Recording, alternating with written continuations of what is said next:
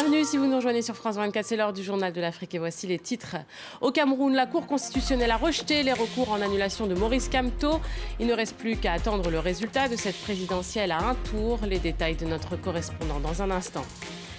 Kinshasa somme l'Angola d'enquêter sur des violences présumées après l'expulsion cette semaine de quelques 200 000 Congolais. Le ministre des Affaires étrangères à Kinshasa a appelé l'Angola à, je cite, se ressaisir. Et puis avec notre invité, nous vous parlerons d'un temps où les hommes et les femmes noirs d'Inde, des Caraïbes n'étaient que des objets, où la domination des colons se faisait sur des territoires, mais surtout sur des personnes et des corps. C'est tout le travail retranscrit dans l'ouvrage, co-dirigé par l'historien Pascal Blanchard. Sexe, race et colonie, il est notre invité. Bonsoir. Bonsoir.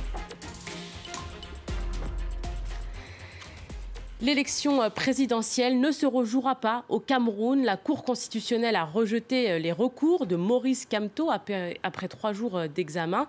Cette annonce faite, la proclamation du vainqueur de cette élection à un tour ne devrait être plus qu'une question d'heure. Écoutez les précisions de Marcel Amoko à Yaoundé.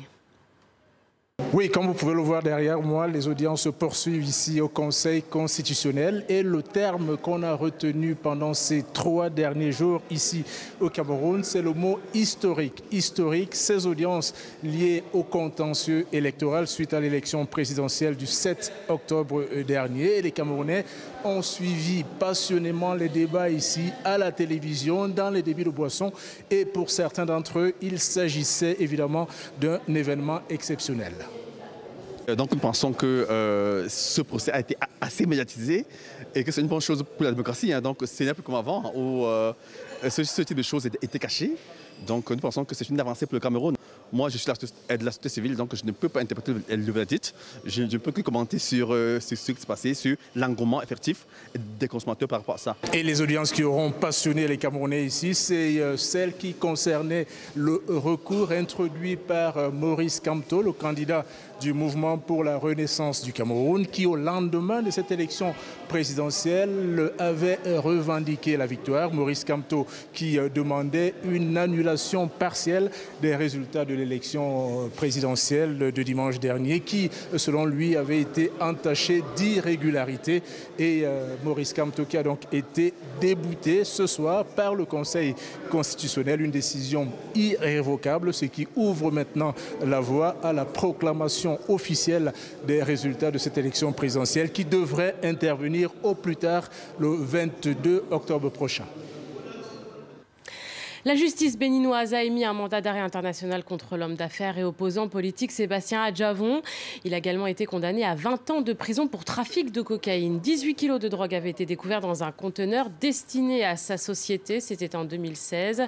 Sébastien Adjavon ne s'est pas présenté à l'audience. Ses avocats ont dénoncé, je cite, un simulacre de justice. Rien ne va plus entre 2 pays voisins, la République démocratique du Congo et l'Angola. Luanda a décrété l'expulsion cette semaine de 200 000 Congolais qui pour la plupart travaillaient dans le pays. Kinshasa dénonce des violences à l'encontre de ces déplacés cette semaine et demande à l'Angola d'enquêter. Écoutez les précisions de Laurent Berstecher. Le ton monte entre la RDC et l'Angola. Suite aux violences présumées entourant l'expulsion de dizaines de milliers de Congolais ces dernières semaines, Kinshasa demande des explications à Luanda. Le gouvernement de la République démocratique du Congo invite instamment le gouvernement de la République d'Angola à se ressaisir et à diligenter des enquêtes approfondies pour établir les responsabilités de ces actes condamnables. À défaut, le gouvernement de la République démocratique du Congo se verrait dans l'obligation de saisir les instances internationales compétentes. Début octobre, l'Angola lançait une vaste opération contre l'immigration clandestine. Cible principale, les migrants, notamment congolais, venus travailler dans les nombreuses mines de diamants du pays. Selon Kinshasa, près de 30 000 Congolais avaient alors été brutalement expulsés par les forces de l'ordre, entraînant des pertes de vies humaines. Une version des faits que l'Angola conteste, mais qui a, au cours des 2 dernières semaines, poussé près de 200 000 Congolais à fuir le pays par peur de représailles. J'ai dû partir les mains vides car il y avait beaucoup de violence à Lukapa. Les soldats et les habitants nous ont chassés, ils ont brûlé nos maisons. La police angolaise nous a pris tous nos biens. Les Nations Unies ont exprimé leur inquiétude face à la crise et mise en garde contre l'afflux massif de personnes expulsées à la frontière qui risquent d'entraîner des problèmes sécuritaires et sanitaires. Voyez ces images d'apocalypse qui nous parviennent de Tunisie. Des intempéries meurtrières ont frappé plusieurs régions du pays, ainsi que la capitale, Tunis. Les eaux ont atteint parfois jusqu'à 2 mètres. 5 personnes ont été tuées, dont un enfant. Le financement participatif, la solution pour venir en aide aux agriculteurs nigérians. Ils arrivent ainsi à développer leurs fermes. Et de l'autre côté, les investisseurs suivent l'évolution des récoltes de très près via des vidéos et des photos. Nicolas Germain. La plupart des agriculteurs du Nigeria vivent avec moins de 2 $ par jour. Mais grâce aux innovations technologiques, certains ont trouvé des nouveaux moyens de financement. Des entreprises basées dans des grandes villes comme Lagos et Abuja proposent à des investisseurs de choisir sur leur site une ferme dans laquelle ils souhaitent s'impliquer. Ils investissent et une fois la récolte terminée, ils reçoivent une partie des profits. L'un des bénéficiaires est cet éleveur de l'état d'Ogun. Il y a 2 ans, il avait 3000 poussins. Désormais, il en a 20 000. On a accepté d'être les partenaires de cette société car on n'avait pas assez d'argent pour continuer à gérer la ferme. Ils nous ont aidés et maintenant ça marche bien. Les investisseurs reçoivent régulièrement des informations sur leur ferme, comme dans tous les projets de financement participatif. On a cultivé plus de 8000 hectares de terre et on a élevé près de 600 000 poules.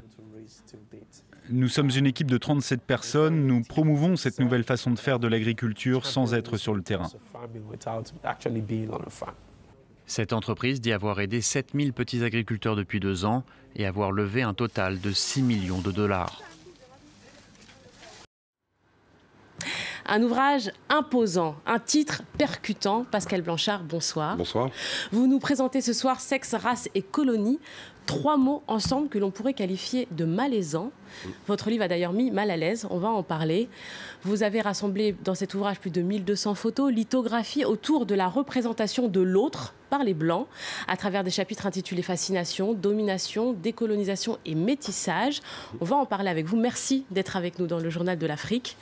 Alors, première chose, vous parlez de sexe, d'attirance, mais on se demande... Comment est-ce que ça peut se produire, puisque justement le colon voyait l'homme noir comme déjà un sous-homme, même pas un homme, des fois un animal. Pourquoi est-ce qu'il y avait attirance alors? On est toujours attiré par ce qu'on ne connaît pas. Et tout le 15e, 16e, 17e siècle ont fabriqué des mondes exotiques. Dans ces mondes exotiques, il y avait des populations. Et ces populations, par les premiers peintres, les premiers voyageurs, ont semblé raconter l'histoire d'un paradis perdu. Mais c'est valable aussi bien en Afrique qu'en Asie, en Océanie ou dans les Amériques. Et donc il y a à la fois une domination via l'esclavage, via la domination des premiers temps coloniaux, des conquistadors, et en même temps, ces corps nouveaux fascinent. Quand vous regardez les atlas, les premières gravures et les premières peintures, vous voyez toujours des corps dénudés. Alors que l'Occident cache son corps. Vous avez le sentiment d'un homme premier, d'une primature, d'un retour au naturel. Et il y a donc une forme de fascination, et dans le même temps, on contraint ces corps, on les oblige au travail, dans le même temps, on les domine psychologiquement parce que nous sommes l'Occident. C'est quelque chose de très mélangé, de très complexe, mais il faut se dire une chose, les gens à l'époque ne voyageaient que très peu. Les milliers de gens qui vivaient en Occident n'iraient jamais dans ces autres mondes. Donc ils avaient à la fois une forme d'attirance et en même temps une forme de mépris. Les deux se sont entrecroisés. Alors je disais... Vous avez rassemblé plus de 1200 photos et lithographies, des fois qui mettent mal à l'aise, qui mettent les hommes noirs, asiatiques dans des positions compromettantes. C'est des archives qui n'ont pas été détruites. Comment est-ce que vous avez pu avoir accès à ces photos, à ces affiches problématiques? On a travaillé 4 ans, on a été faire plus de 450 fonds privés et publics et musées ont été déployés dans le monde entier, au Japon, aux États-Unis, en Europe, en Afrique du Sud, aux États-Unis, bien entendu, puisqu'il y a d'énormes collections là-bas, pour arriver à voir ce que personne ne voulait voir ou tout le monde avait oublié. Mais en fait, tout est là. Rien n'a été détruit. Simplement, ça a été rangé dans nos musées, dans les collections.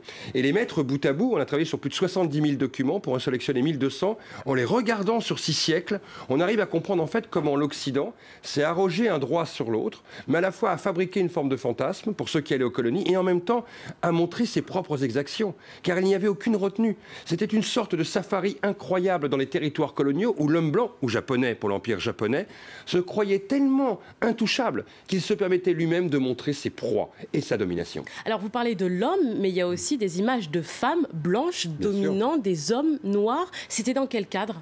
Parce qu'il y avait cette idée que d'une certaine manière, l'homme noir devait être mis à distance de la femme blanche puisqu'il était dangereux pour elle. Aux États-Unis comme en Europe, dans les grands empires coloniaux, l'interdit absolu, la color line à ne pas dépasser, c'est oser toucher à la femme blanche. Donc on fabrique des contre-images pour montrer le danger de la proximité avec l'homme noir, mais aussi l'homme arabe. Tout ça fabrique une forme d'imaginaire, mais en même temps qui correspond à une réalité sur le terrain du quotidien. Je rappelle que dans la plupart des lynchages aux États-Unis, la plupart des cas, les hommes auront été castrés après avoir été lynchés. C'était de dire, vous avez osé regarder, parler, toucher à la femme blanche. C'est la color line absolue. C'est pour ça que vous avez ces images. En fait, ce sont des images pour bien signifier que l'homme noir est dangereux, que son corps est dangereux, alors que lui, l'homme blanc, a le droit de posséder la femme de l'autre. Alors, l'homme blanc peut posséder, il peut toucher. Par contre, halte, pas de mélange, pas de métissage. Ça aussi, c'est la problématique du métissage qui traverse votre ouvrage. Qu'est-ce qui posait problème? Vous l'imaginez bien, d'un côté, on autorise l'homme blanc à tout faire aux colonies, mais le risque, c'est d'un moment de perdre la supériorité de cet homme blanc, puisqu'il peut y avoir des enfants qui naissent de ces alliances. Donc il y a toute une ambiguïté. D'un côté, on va autoriser une totale liberté, de l'autre côté, on va dire attention aux enfants, que va-t-on faire d'eux? Donc attention aux métis, car c'est un risque de perdre quelque part ce suprémacisme qui est la base même de toute idée coloniale. Et donc c'est une ambiguïté incroyable qui va accompagner pendant 6 siècles cette histoire. On va d'un côté dire lâchez-vous et de l'autre côté attention. On ne reconnaît jamais les métis finalement. On les reconnaît jamais et quand à un moment ils deviennent trop nombreux comme par exemple en Indonésie ou dans certains territoires coloniaux ou aux Antilles, on ne sait pas quelle place sociale leur donner, quelle place politique. Qui sont-ils en fait? Est-ce qu'ils sont du côté du colon? Est-ce qu'ils sont du côté du maître pour le temps de l'esclavage? Ou est-ce qu'ils sont du côté des dominés? C'est toute cette ambiguïté-là qui va faire à un moment que ces mondes vont basculer puisque à l'intérieur de ces espaces de métissage vont émerger notamment les élites de demain. Alors je disais, votre ouvrage interpelle Pascal Blanchard et parmi les critiques qu'on peut trouver, c'est le fait de dire on savait que ça existait, pourquoi le montrer aussi grand, aussi gros? Qu'est-ce que vous répondez à ça? Alors on savait que ça existait, je ne sais pas qui, parce que la domination masculine aux colonies sur 6 siècles, on n'en parle pas tous les jours, ni dans les médias, ni dans la tête des gens. Moi je rencontre plutôt des gens qui me disent nous n'imaginions pas ça. Seuls ceux qui sont descendants de ceux qui ont vécu ça savent ce qui s'est passé, connaissent les conséquences de cette histoire. Sur de très longs siècles, si vous allez aujourd'hui aux Antilles ou en Afrique, on connaît cette histoire. Mais en Occident, la plupart des Blancs ignorent totalement ce récit. Ils pensent que de temps en temps, certains ont dû aller au bordel. Mais ils ne comprennent pas que l'histoire de la colonisation, c'est certes coloniser des terres, mais c'est aussi coloniser des corps, leur imposer un système. Et quand vous colonisez le corps de la femme, vous humiliez son mari. Vous donnez quelque part une forme de droit absolu sur tous les autres. Vous humiliez des générations d'individus qui savent que, in fine, ils ne pourront pas porter plainte. Vous fabriquez un système de domination absolue. En parler, le montrer, c'est d'expliquer ce qu'a été aussi cette phase de la colonisation. Alors justement, vous parlez aussi des descendants et on a pu lire aussi des papiers où des personnes de la diaspora africaine se sont senties mal à l'aise en parlant de droit à l'image, de mal-être de ces descendants qui peuvent voir l'image d'une arrière-grand-mère, d'une arrière-arrière-grand-mère. Qu'est-ce que vous répondez à ça? C'est exactement le même débat qu'il y a eu dans les années 70-80 quand on montrait des images de la Shoah. Comment faire? Est-ce qu'il faut montrer l'indicible et l'horreur pour faire comprendre l'horreur ou est-ce qu'il faut la cacher? Est-ce qu'on a la possibilité de prendre ces images, aussi dures qu'elles soient, pour arriver justement à déconstruire, et encore, sur 70 000 images, nous n'en avons montré que 1200. Nous pensons qu'il faut passer par l'image pour, dans l'émotion, arriver à toucher la raison et à faire comprendre l'indicible. Car ce qu'on raconte est en fait incompréhensible, inacceptable. Mais dans la diaspora africaine, dans ces descendants d'esclaves, quelle raison vous voulez donner? Mais je veux simplement... Cette souffrance, ils l'ont traversée. Mais je la comprends très bien. Et puis en plus, c'est pas une souffrance indirecte parce que c'est pas leur propre grand-mère ni arrière-grand-mère. C'est quelque part ce lien entre cette continuité qu'ils portent sur leur corps quand ils vivent, notamment en Europe, par exemple. Ils savent, une femme noire, c'est exactement ce qui se passe encore ici dans le regard des Blancs. Cette douleur, elle est extrêmement complexe. Je vous dis, c'est la même chose qu'au moment de la Shoah, qui ne voulait pas montrer ces images, les déporter eux-mêmes. Car il est impossible de regarder une nouvelle fois en face l'horreur d'hier. Mais en même temps, on fait comment? On les cache? Et on oublie à un moment la domination? Et on dit dans 20 ans ou dans 30 ans à nos enfants, non mais il n'y a pas d'image, tout ça n'a pas dû exister. Vous savez très bien que l'oubli, génération après génération, est aussi compliqué que d'une certaine manière vouloir parler. Il faut trouver la bonne voie pour expliquer aujourd'hui ce que les gens oublient totalement. Rappelez-vous qu'il y a 20 ou 30 ans, on cachait même les images de la colonisation extrêmement classique parce qu'on ne voulait pas perturber les ex-puissances coloniales pour leur rappeler ce qu'était l'histoire coloniale. Et que nous vivons dans un pays, en France, où il n'y a toujours pas un musée d'histoire coloniale pour raconter cette histoire.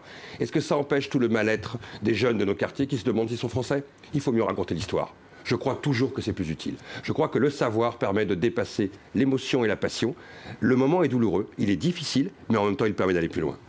Merci Pascal Blanchard. Merci. Bon, il faut attendre pour les petits-enfants pour leur montrer les photos. Tout à fait, je le dis bien, ouvrage. c'est un livre qui est difficile et il faut attendre d'avoir plus de 18 ans pour le voir. Sextra, c'est Colonies, co-dirigé par vous Pascal Blanchard. Merci d'avoir été avec nous dans le Journal de l'Afrique. Merci de nous avoir suivis. Tout de suite la suite de Paris Direct avec Aude Le Christ.